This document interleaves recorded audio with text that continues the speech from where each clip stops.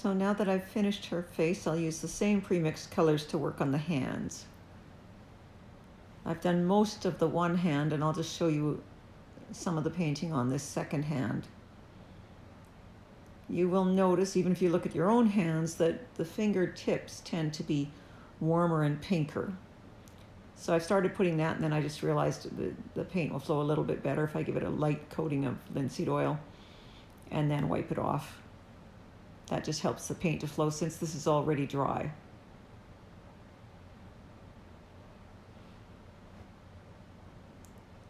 So working my brightest pink colors around her fingertips.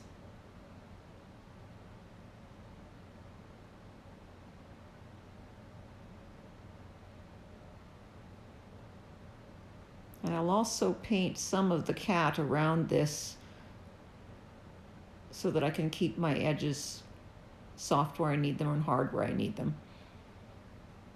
So the darker colors, I tend to work dark to light for the most part, and the darker colors in the creases of her fingers. You want to be careful not to go too dark. There's nothing in her skin tones here that's really dark.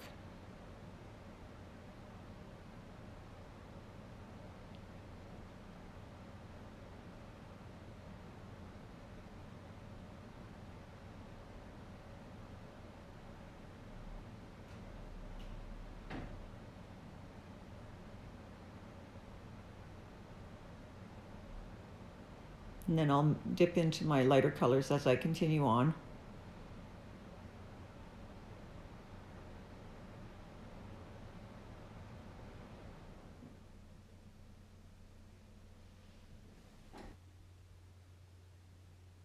So if I work around the kitten, put wet paint around the hand, then I've got edges I can work into, working the hand against the kitten and working the kitten's fur against the hand.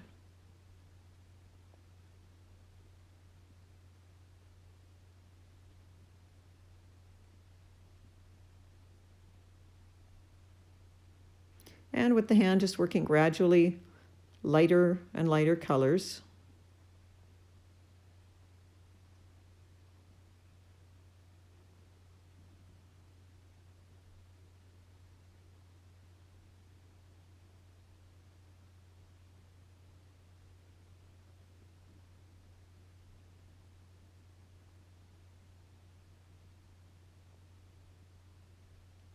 I'm allowing some of the brush strokes to stay here, but I'm kind of blending as I go. This is a fairly soft portrait.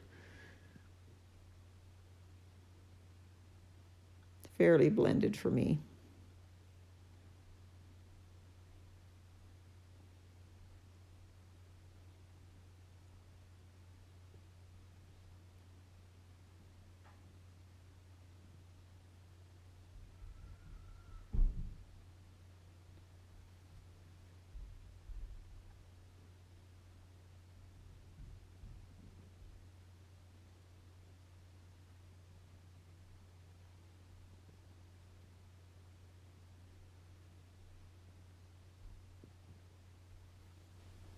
And once I've got the darker areas done, I will come in and pretty much fill in the whole hand area because the underpainting is dry.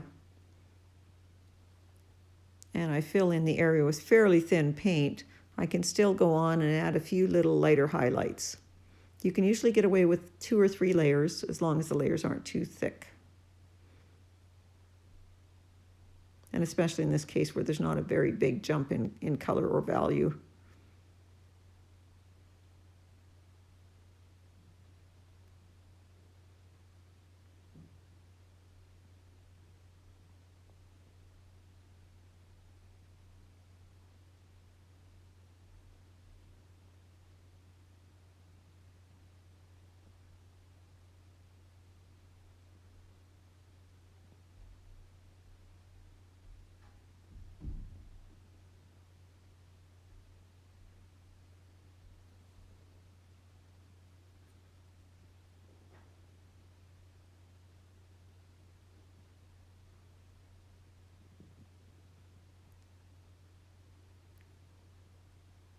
Working on completing the hand. Just subtle little variations.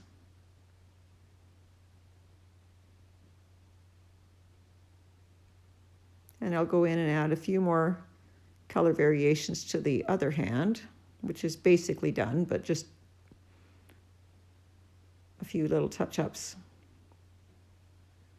And then I'll work the fur of the kitten around the hand.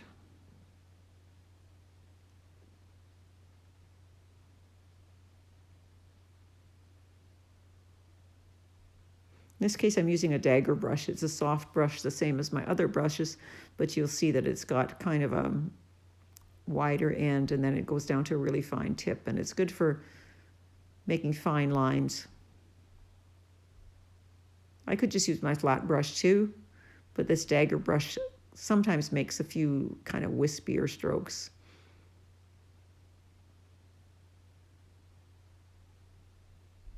This is a Princeton Umbria.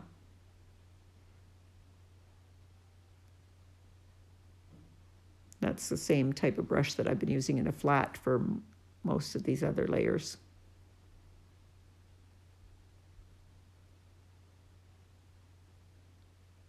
And by having wet paint to work into, I can kind of come back and forth with the kitten's hairs and the color of the hand.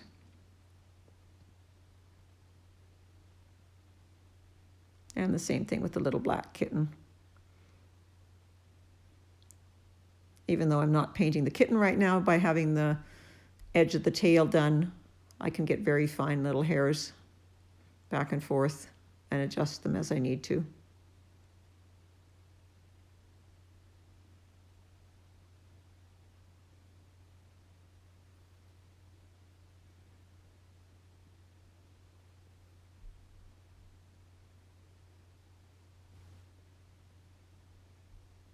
And coming in with the very lightest colors on the hand.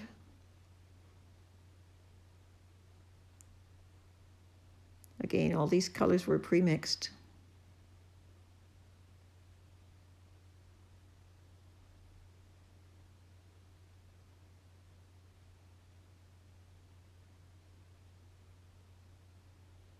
And the last thing is just to do the edge where the coat meets. I'll do the coat later, but because I've got wet paint on the hand and arm, I can work this edge and then not have to worry about it later.